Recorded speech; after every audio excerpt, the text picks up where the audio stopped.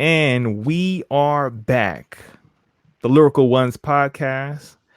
We are here. It is now turning into a lovely time as before it was hard to breathe, but now we are getting into I can't even call it a lovely time. Let me say the sky is clearing up and the air quality index is something that I can approve of for a rigorous workout. So with that, this is episode where we at, y'all. What episode is this? 15.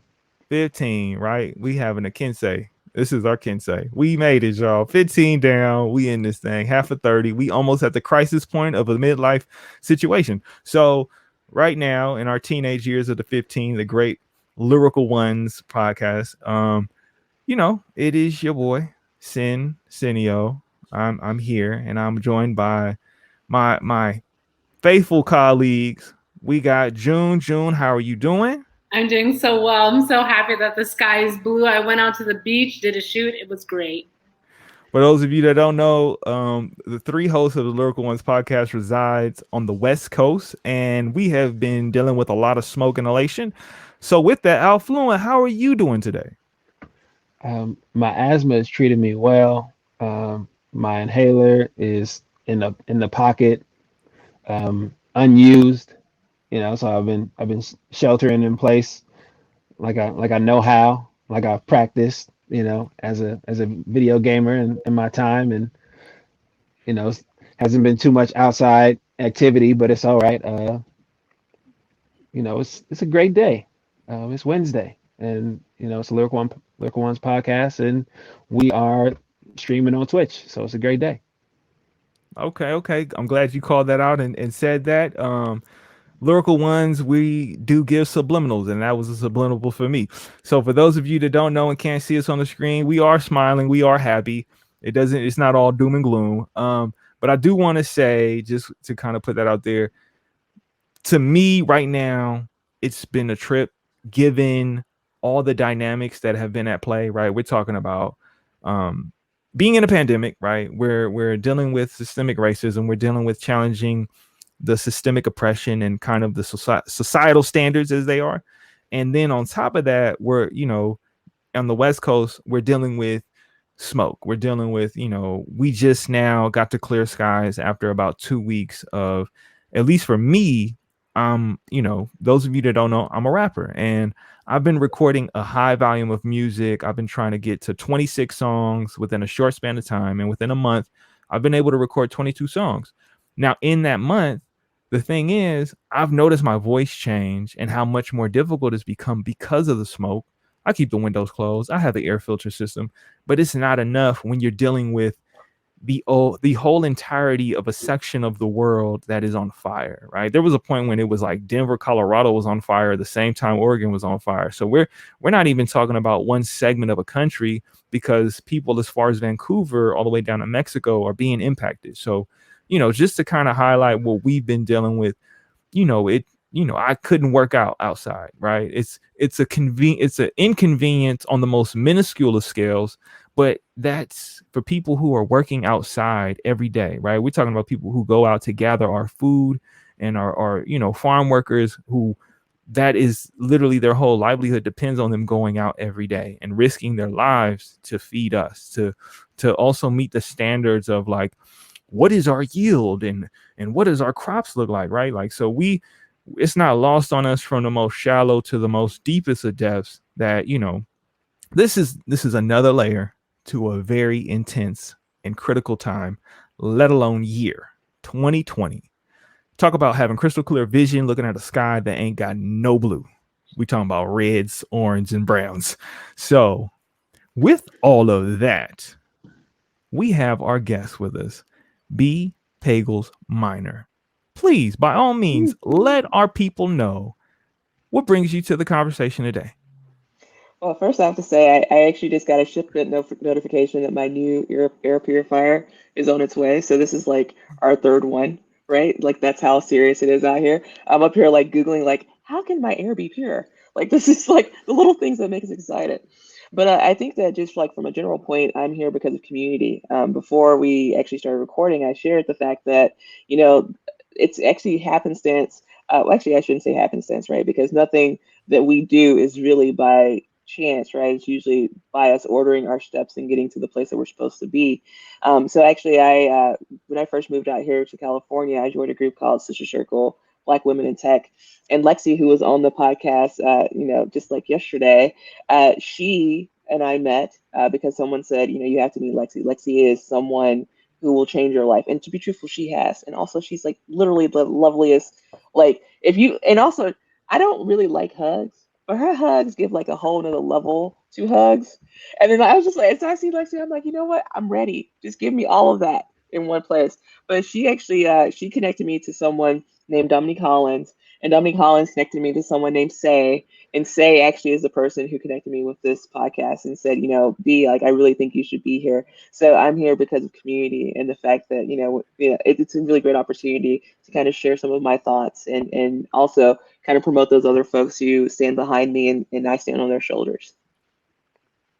That's what's up. The world is small and it is grand at the same time. And I'm glad that you're here with us. We definitely gonna dig deep and see what's up. But more importantly, given that you've worked with these people or at least have them in your network, right, within your social circles, kind of what is your kind of overall goal? What is it that you're trying to accomplish for yourself? And having worked with these other people, I don't want to make the assumption, but I have a feeling that you also are doing work for others and supporting others. So what is those two ends look like for yourself and then for the people? Yeah, I think for me it's about lifting up other people. I always tell folks that like my superpower is meeting people, understanding deeply what can make them successful, and then helping supercharge that ability, right? And I think that actually comes from, so I actually, tell folks all the time. So this pandemic and this economic downturn reminds me a little bit of 2008. And so I graduated in 2008. And when I graduated from college, I started off, I had this consulting degree, I had this consulting job. I was getting paid more money than anyone in my family ever had. And then the job went away. And I was a barista at Tivana. And I remember reaching out to people that I thought were really cool, who were super, well respected, and saying, I'm the struggling kid who just wants a job, right? And I would love to talk to you. And so many of those people ignored me, right? Like I never got responses back. And many people just didn't invest in me. And so for me personally, like I spent a lot of my time just, putting myself out there and telling people, like, I'm here for you. Like, I'm here for you to run ideas off of. If you have questions about how to navigate the corporate, workspace, how to navigate tech, how to just navigate life, right? Like, I love talking about that. I love participating in that. And I love helping people kind of like open themselves up. One of the things that I think is like very difficult for both, just generally for minorities as well as women, is that we have this assumption that we may not be good enough. But the reality is that, like, to be truthful, like we speak two languages just coming out of the womb, right? Because we have to speak the language of whatever our culture is, but we also have to speak the language of the dominant culture, which are white folks. And we have to, and so because of that, we are naturally in tune and much more empathetic and have the ability to be more successful in most workplaces than just about anyone. And the only thing that we really need is the encouragement to prove that that we can do that. And so that's really what I do. And so I do a lot of work, speaking, appearing on podcasts, writing things, one-on-one mentorship with those young people, also some not so young people, because I mean everybody needs, advice. And it's really just that's the work of my life. And when it's all said and done, I hope that people will say that B just did a lot to completely change and create this army of magnificent humans who help change the world. Super important, super powerful, and super thankful for you being here with us today. I it's incredible to hear all that and to know that, at least at the very least in the smallest parts of the world, we can be a part of the conversation and be able to learn from you. Like, you mentioned some names that have been pivotal in my own life and development and have been critical in how I look at things and how I show up in the workplace. So to hear you mention Lexi, to speak to all these different things and then yourself join us here today is like thank you so much. Thank you for your time. They don't. You hit it on the head in terms of saying speaking two languages, right? Like the level of empathy because of being at a disadvantage, right? Being people of color, being black, being whatever you want to call it, African American, the African diaspora.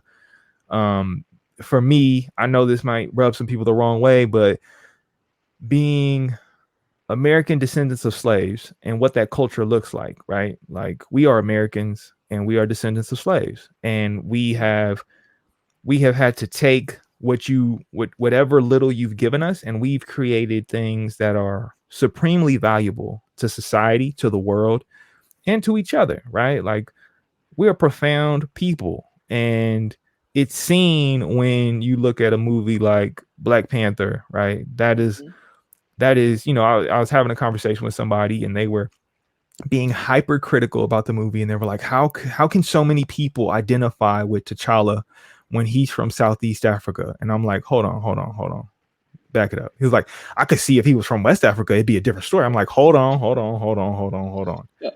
I'm like, most of us being American descendants of slaves, we don't have a national country of origin that we can identify. In this fictitious country that was created within America, which was to give us some sense of like attachment or belonging, has become our unofficial homeland, right? And now we see it manifested on the screen, supported through a black lens, especially a dude from the Bay Area, Ryan Coogler, shout out to him. And it's through the scope of trying to reconcile all these different threads of our own personal identities being played out on one of the biggest stages possible. That's the reason why T'Challa is so important, right?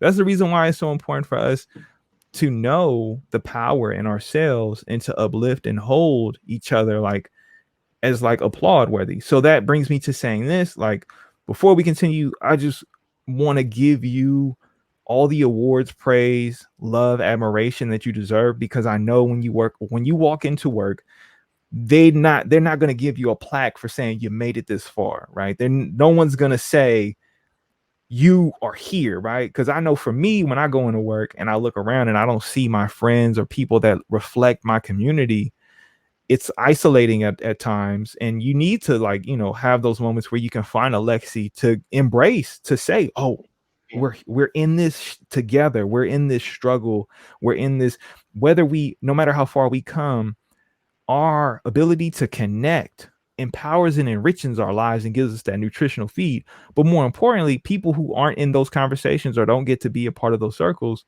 we want to give you that love and support to know that even where we are at, it's an honor to know that you're there doing what you got to do to show up and be yourself, that you're able to see within yourself that, yes, from the very beginning, the duality of our identities and how we have to operate in this world is now making us important and showing our worth beyond just the scope of a role and a title, because we're fulfilling things most times that not everyone is able to do, right? And a lot of those people, right, who might be the gatekeepers don't look like us, but when they see, oh, they're actually incredible at what they do, you know what, maybe we should get behind them, right?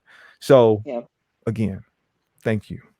But And B, I just want to say thank you and give you praise for paying homage for those that came before you, because that shows your strength and your dignity as a Black woman.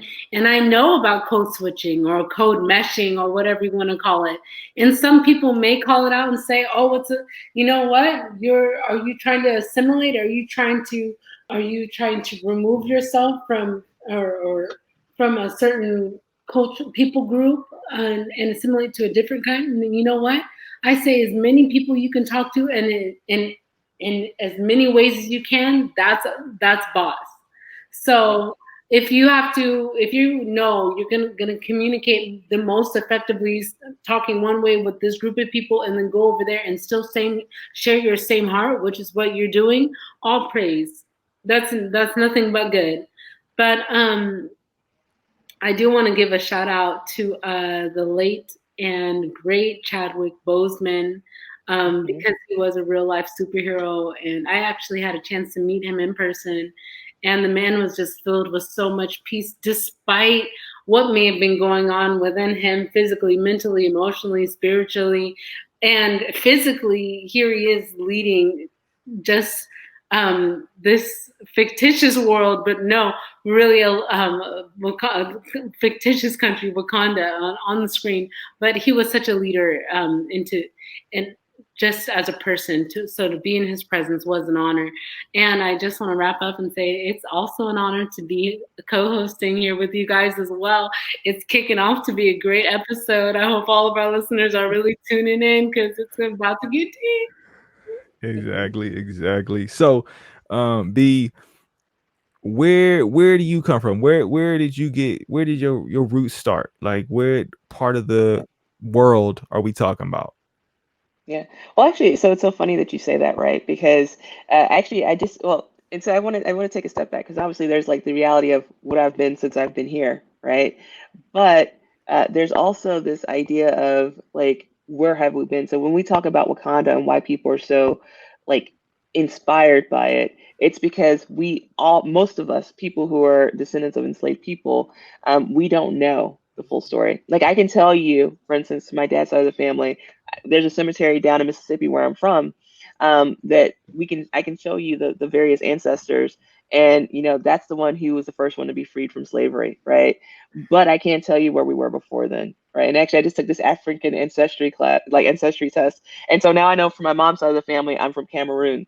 And so I'm waiting for my dad to do his test because I want to see where he's from too. And it's actually really great because like I didn't even know anything about Cameroon, but I was like, so I'm gonna follow Cameroon soccer. I'm gonna follow Cameroon. I was like, I'm gonna wear all the colors. Like people are not gonna be able to deal with me because I'm at least partially Cameroonian. So like this is who I am now. But I was born in Mississippi, so a very small town in Mississippi, not that far from Memphis, Tennessee. I actually lived in Chicago for a couple of years before we settled back down into Memphis, and I went to I kind of got my once I was in school and things like that. I went to school in Memphis, Tennessee, and so like I'd say very specifically, I'm super Southern, right? Because there's a very big difference between being a Southern Black person and like a Black person from somewhere else, right? There's this like very much like this dynamic of like the way that we kind of hold ourselves and how we kind of act. And I always tell folks like, I was like, everyone is my friend until you're not. And when you're not, like there's no confusion about what your status is in my life. But like I am from the traditional. Actually, what's one of the most fascinating things about my life is that I remember when I was a child, so like 2, 3, 4, being at my grandma's house, which was like a shack. It was literally a shack, and it was a shack that my great grandfather had built. And so it started off as like a one-room shack, and they just kept putting different rooms on it. And like it was like so interesting because you didn't want to be in certain rooms because there was too much of a draft. It would be too cold, right? And so then when I was in high school, my family got together all this money and they built my grandma like a legit house, right? And so that's literally like that's to me is like kind of the when I think about my journey, especially working in tech and doing the types of work I do and the obscene amounts of money I get paid now compared to like what I even considered back then, it's just like whoa, like I'm from a family that in Mississippi that thought a shack was like the best place in the world. I mean, come on. A lot of black people, right? Me and Alex go back and forth about this a lot of times, but we have ties. Our family comes from the South, right? There's a lot of Hmm. people. I mean, especially us being on the West Coast, migrated from the Southern states to come out here Hmm. for more opportunities, right? For being able to try and lay claim to something that is kind of fertile, right? And so to hear that you come from the South and that you've been able to kind of be in the Midwest and to see different aspects of the South and that culture, like I know firsthand, it is a difference. It is almost like a whole nother country, if you will, because of certain dynamics that are at play and the history and lineage, right? Like being able to go back and say, I can go and see where, oh, this is the first freed person in my family, right? Like most people, they be like watching PBS and be like living vicariously through Chris Rock when he goes and does his test and be like, oh, but there's a slave in the family. And it's like, most times kids don't even realize that the generations, like I know for my family, it was like, there's my grandma, there's my great grandma, and then there's her mom. She was a slave, right? And then I look back and I'm like, my grandma picked cotton in Texas, like my grandma, right? We don't think about how close these certain elements to life are to us, But to hear like, yeah, you got to see firsthand, like, you don't want to be in this room in this shack that is grandma's house, right? Because it's a draft. But then to have the ability to say, okay, now we're at a place where we can give her something that, this is what we want to give to you, right? We want to give you this. And we're capable to. That's powerful in itself. So with that, like, you come with that, what made you get into tech? And then within that, like, what do you do specifically within the realm of tech? Yeah, so actually, so I graduated in 2008. So 2008 was the last great economic downturn. And I went to, Northwestern. So like in Northwestern, there's like a few different careers that you normally take. Like so you end up going to law school or medical school, or you go to become a consultant and go get a business degree. And so I took the go be a consultant and take the business degree. But I honestly was I was at my job for 3 months, and then they lost, like a lot of their contracts, and they were like, "Peace, like, we don't have a space for you." And so I actually started doing a lot of like really random work. My favorite job was honestly being a barista at Teavana because, like, honestly, the tea was hidden. Like that tea was so delicious. Like I'm just gonna put that out there. But I needed to know that. one, I needed to know. I, I was Cause just cause I say so. cause they don't get the love. So I needed to know. 100%. They just pop up, and then you either know somebody that worked there or don't. And then like, how do I navigate? Do I go get tea off the Safeway shelf, or do I just hit up Tivana? I need that real information. I need Yeah, the real scoop. definitely get a Teavana. Like I said, it's Starbucks. The Starbucks makes the Teavana like drinks. It's really good. Like I fully approve of them. So one thing but what was really great about that is that I started doing like various like job fairs and stuff like that. And so I actually became a store manager at Target. And so this is a little convoluted story, but it makes sense when it all comes together. But so I became a store manager at Target, which interestingly enough, I still had to make tea because there was a Starbucks in the Target, and so I managed a part of the store that included the Starbucks. I had to learn how to make coffee and tea. So like I stepped up my skill level. But it was actually through that job that I realized I absolutely freaking hate it doing that work. And Target actually had a really great program where they would pay for your grad school. Like so they would pay for a percentage of it. And so because of that, I ended up going to grad school and I did a dual program, so a Master of Information Systems and MBA. And through that program, I actually got introduced to the CEO of a startup in Chicago called Sharacell, and I became like an entry level tech support person, right? And so that job is actually the job that introduced me to product management. And so I actually work as a product manager. So product managers, I think the simplest way to think about a product manager is any device you have. So let's say an iPhone. There's someone who thinks about whether there should be icons or not, like whether there should be Touch ID or Face ID. And so product managers are the people who are behind those decisions. Like they do a lot of analysis, whether it's user experience surveys, they talk to customers and they make those decisions. And so that's what my actual work is. And so I've been a product manager for about 8 years now.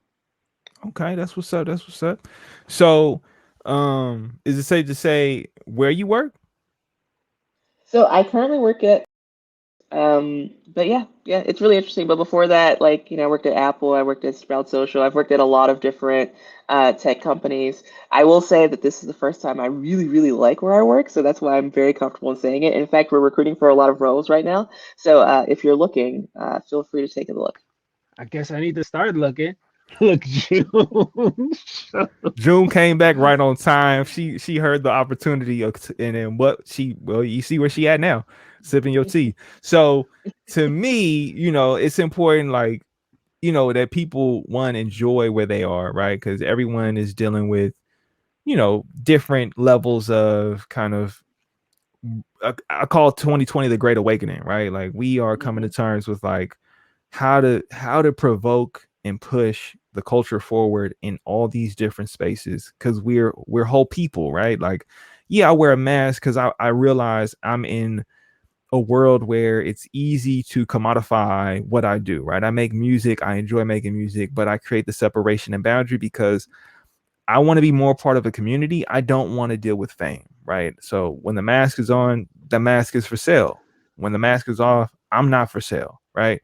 And so there's that relationship that we have where it's like, tech and tech companies a lot of times are seen as like the evil overlords of like you're coming in to take away, but in reality, when you look deeper at it, right, we're going through a transformation of industry, right? Like the biggest kind of supplier of movies doesn't have copies, physical media, like it's an online service, right? Just like one of the biggest kind of, I want to say, housing opportunists or opportunities that you can get, they don't own property. Airbnb doesn't own property. They provide a service that gives you access to housing, right? Same goes for Uber and Lyft. This is the industrial revolution we're witnessing, right? It's not about the physical, it's about how do we create these services and deliver on a grand scale, on a bigger scale, right? Now, when you say it like that, it doesn't sound like these demonic entities have come to take over and destroy the industry. Well, let's be fair. We always go through an evolution. We go through moving into the new design of what will be, and then we part ways with the old. It's hard to transition, it's hard to change, but it's important to know that you love what you do and that there are opportunities for people to be able to be a part of it, right? Because it's not going away. Like, I'm one of the few people in the world who still holds on to physical media, right? Like that is not the norm, right? What's the norm is I could look at a whole season of TV on my phone. You could do what? I remember a Nokia. I remember a two-way was the most Yeah. incredible technology I knew about. Like now we could make whole movies off the phone and then redistribute them back onto the phone for other people to use on their phones. Well, actually, But the bigger point is, remember when you had to watch the show the night that it came on, or else it never came on again? It was a what big if deal. it was what if it's a show that only had like one or two seasons? Then it's never going into syndication, so you never gonna catch a rerun. Like it Hmm. was like you had to be there, or like like I'm a kid. I there's a show called Botsmaster. Tell me who, what, Botsmaster? Like that ain't For part of the lexicon of popular television. Power Rangers and freaking like for Sailor me, it's Moon for that Firefly. matter. For Like, me, it's Firefly. Firefly had a few seasons, and that's it. but Yeah. like is like think about like the access, right? Like if you didn't see it, it didn't happen. It wasn't real. Like you missed out. You didn't watch it on Wednesday, then you ain't never gonna know ever in your life. You forever missed out. But now, like, at least Netflix will warn you, hey, this will be gone soon. You better get it in while you can, because we about to move on. And it's like, oh, I know what I got to do, right? I can at my own leisure within this time frame, I can watch this show. So, it's the evolution of time, right? We all got our own little idiosyncrasies that we hold on to. And me being a little geeky kid, Bossmaster was my jam. And well, I don't even think I've ever watched a full season of it, but that's the point. If I didn't get to it in time, I was out of luck. But But B, I got a more. question. B, I got a question. How do you Hmm. feel like your just a little transition? How do you feel like the skills that you implement in your professional and the skills that you implement in your community work, how do they correlate? Like as a catalyst for people in the community, and then as a project manager at work. Oh, so to clarify, it's product manager. Actually, product managers hate to be called project managers. It's like Oh, it's like the ultimate offense. It's the ultimate offense got right it, there. But got it. so the thing is, product managers, you own a product, right? And you optimize that product to be useful to an end user. So if you start extrapolating that out, like, my product is this community that I think is underserved. And I'm Right, doing an analysis on what they need and then trying to build products, whether that's, again, the content that I create on my blog or on my social media or the talks that I give to try to like optimize for that area, right? Like, so for instance, a lot of the talks that I'm doing right now are about how to kind of challenge and ask for a raise, for instance, because I realized in the community I was like, well, so people are now comfortable to apply for these jobs, but they're not comfortable to ask for what they're worth, right? So then you have to optimize for that next step. And then once people are comfortable asking for what they're worth, then maybe the next step will be something like, how do we like make sure that they actually have like that they're getting the right skills or getting the right access to information to level up their skills so they can get into like senior management. So it's kind of like it's a constant process. So it's a product. So I just treat it like a product that has to continue to be optimized, and I do that by kind of listening to what people tell me. Okay, that's nice, what's up. That's what's up. That's like nice. That's a nice way to show the transferable skills. For those that don't know, transferable skills are skills that you develop in one area that can transfer to another. And I think it's important because we don't have, at least in my time, like I work in workforce development, right? And so it's important for me because I've also worked within like kind of the probation system, the juvenile justice system. And so the correlation is, if right now there, in the Bay Area, there's rampant, theft, right? And Mm-hmm. so, people will post these videos of young people running in Walgreens trying to snatch everything and run out. And then the post will be like, this is why we can't have nothing. They making us look bad. And I'm like, hold on, understand the dynamics of what they're dealing with, right? They might not have access to basic needs or resources, and they might lack the exposure, experience, or education to understand what is the importance of money and how that relates to life, right? Because it's like, well, they all right, they got Air Maxes on and Jordans, and it's like, hold on, like they don't come with the innate need of Jordans, right? Those are things you develop by your community. Those are things that you develop based off of your relationships, and then they become like signals or markers of your own self-worth, right? But we don't want to look at it like that. We just want to break it down that those are $200 shoes. You just ran and installed this Q-tips. What is you doing? But in reality, it's like, well, I gotta eat, and I got to be able to feel good about myself as I continue to live on in this world. And if these shoes make me feel good about myself and help me look just a little bit better while they catch me on this camera doing what I need to do to survive, so be it, right? And it's not to say that I'm condoning it. It's not to say that I'm allowing it. I'm not endorsing behavior. I understand it and I'm accepting of the reality because I've been able to be in the rooms with the families where it's multi-generational. These are things that are instituted, institutionalized into the family, right? These, oh, well, if I don't commit a violent offense, then I get a slap on the wrist and I get to go about my life, right?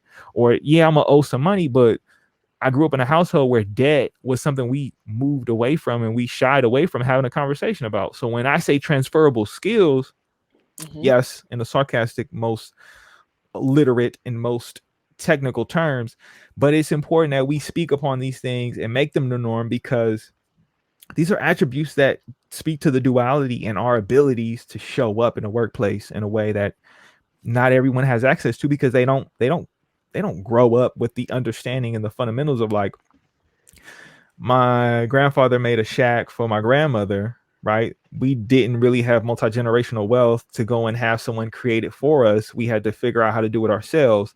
And so now me showing up all these years later, okay, let me take these skills that I've developed in product management and now see how to serve my people in a different capacity.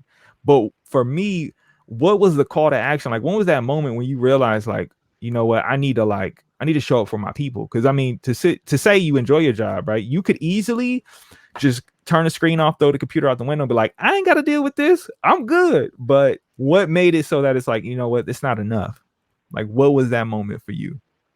So I'm going to address that question, but I also want to go back to this idea of like, oh, like it's not okay. Like, you're going in and taking stuff and you're wearing these shoes. First of all, those shoes could have been $29.97 at Marshalls, first of all, but they are Nike Air Maxes. I don't care. Like a sell is a sell. So like, I've never understood this idea of like, you wear nice clothes. Like, in fact, I mean, my family was dirt poor and I wore really nice clothes because we caught them on sale. Right. So like, I don't really understand that logic behind it.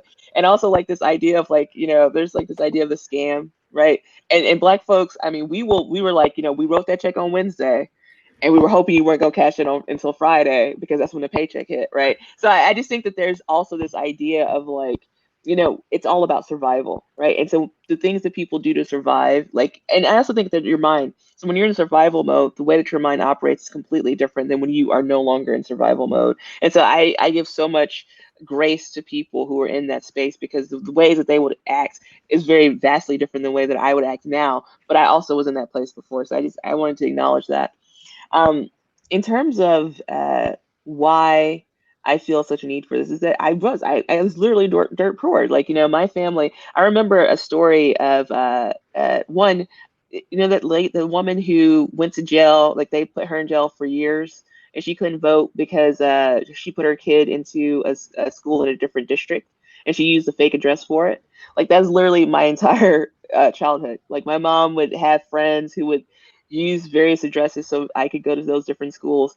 And my teachers knew. And so my teachers would say, like, B, we know that your phone isn't working, because my phone, like our phone was always off, and they didn't know where we lived.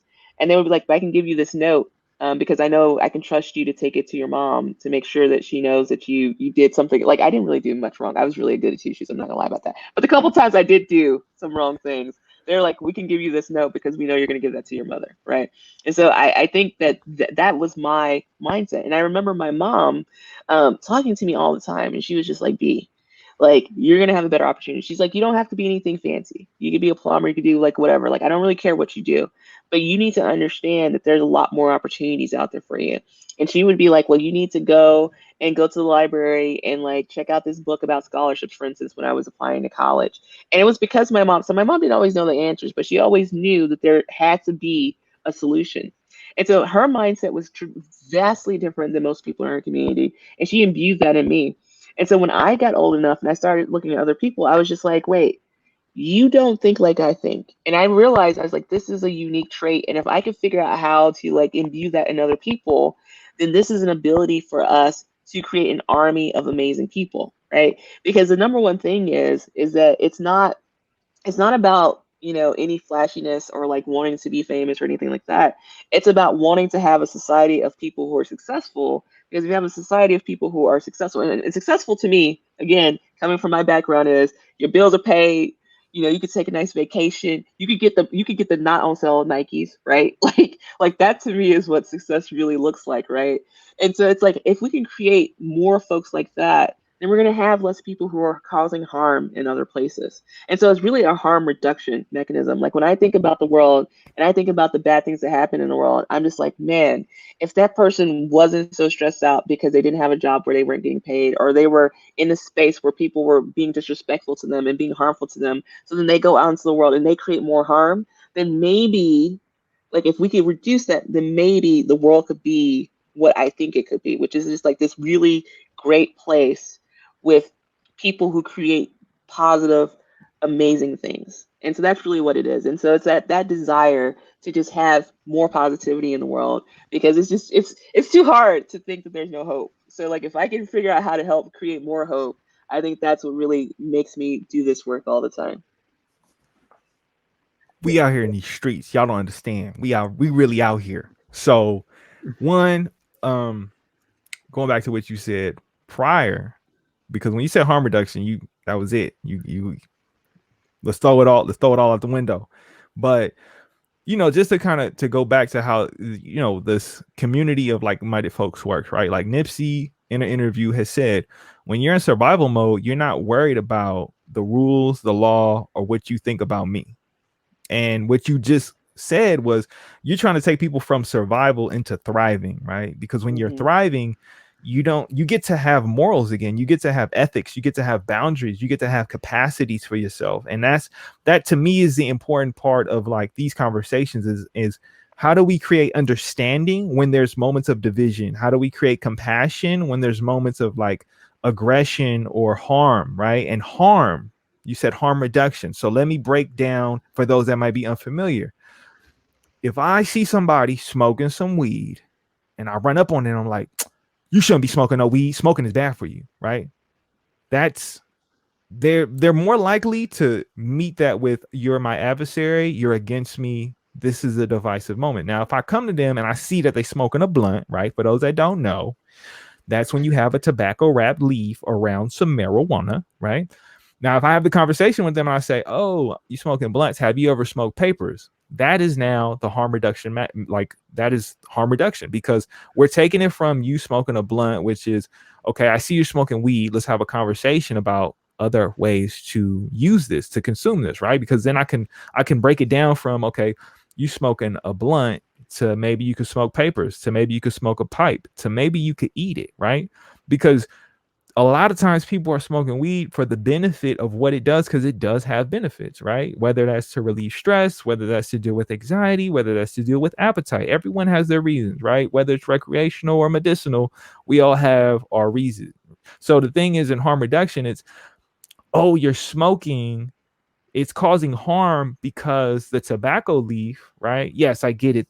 That great choking, burning sensation of that first initial hit, it cannot be matched. But what is it doing now? Because you're associating the weed with the tobacco, you're almost changing your mind to the dependency beyond just weed, right? The dependency is now I need it on a routine fix because also I'm taking in nicotine with it. Now the conversation changed. When I talk to kids about this, they be like, yo, I never thought about it like that. No one's ever talked to me about it like that. You know what? I'm gonna try it and see what happens. And I'm Yeah. not looking for them to like change. I'm looking for them to at least explore the thought to see like, well, how do you engage with your own personal health? And then trying something different, because eventually maybe you get to the point where it's like, oh, I don't even need it. Or maybe I get to the point where I'm not putting smoke inhalation into my lungs. I'm consuming this in a more sustainable manner, right? So harm reduction is the idea of let's reduce the harm, and that doesn't just apply to like substance use. That applies to the community. That applies to how we treat each other. That applies to our conversations and our communication. But affluent, what was you getting ready to say? Oh well, before we let B go, because she got things to do at home, and we want to make One sure that one we. quick thing. One quick thing. My pronouns are they, them, their, not So she, her, so her. they you're right. Thank you. And I've been good all this week about it. And every reference when talking about you, I'm like on point, and then I mess it up live. Excuse me for that. But before we let B go, they have some home things to take care of. And we want to make sure that they do that. But B, I want to hear. Um, Senior talked about something that you mentioned that you do in terms of listening to people. Uh, and creating that conversation instead of like stereotyping, instead of cross passing judgment, creating that conversation where you create the opportunity to listen to somebody and say, have you thought about this or have you tried this? And how important is that in today's society for us to promote listening and allowing dialogue to happen, and allowing people to, like you put it, I think in your on your blog for at the end of last month, just like unlocking somebody's true self. Um, how important is that right now? Yeah, I think it's super important. So the thing that we have to remember is that every time we interact with someone, we bring in our own biases, right? And that is a huge issue. Like to be truthful, like so obviously I am a super proper like, Yankee now. Like even like so I'm still Southern, but like in some ways I'm a Yankee, right? And so like I am materially different than many people I interact with on a regular basis. And so if I put my own biases on them, in fact, I was listening to a call with someone who actually I deeply respected before this call, but after the call, I was like, whoa, I don't know if I Dang. respect this woman anymore.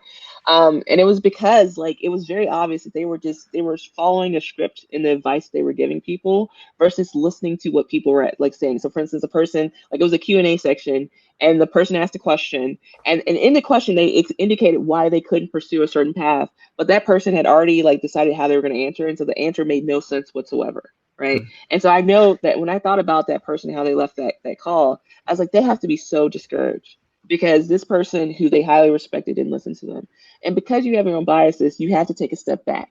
Like, so for instance, I'm a very loud extrovert, so like when it comes to like, for instance, like someone might say, like, I don't know how to ask for a raise. I've never had that problem because like I know how much I'm worth and I'm real loud about it and I will leave the company. Like I will legitimately just be like, just so you know, I already got applications out. So you can give me a raise or you cannot, but we good, right? But most people aren't like that. And so you have to really take a step back and think, if I were this person, if I wanted to be successful in this person's situation, what type of advice do I need to give them? So for instance, like with the asking for a raise, for a lot of introverts, it's so much easier for them to do research and create like a table of the various salaries, right? Because then it's a data driven thing. So it's not even them, they don't even necessarily even have to say it. They can just say, hey, by the way, I looked up all this information about my role and like my years of experience, and I noticed that this is how much that these people get paid.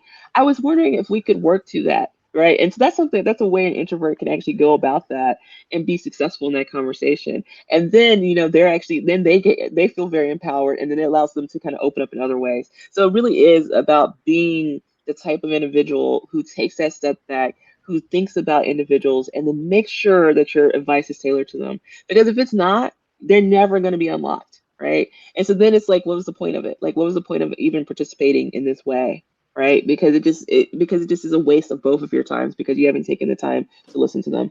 And obviously, when we think about like the larger picture of things, right, like we think about government and stuff like that, I always think it's very fascinating because like being a Southerner, obviously, I'm probably a little bit more conservative than some like my California counterparts, right? They're some honestly some of the stuff y'all do out here in California, I'd be like, y'all really do that in public?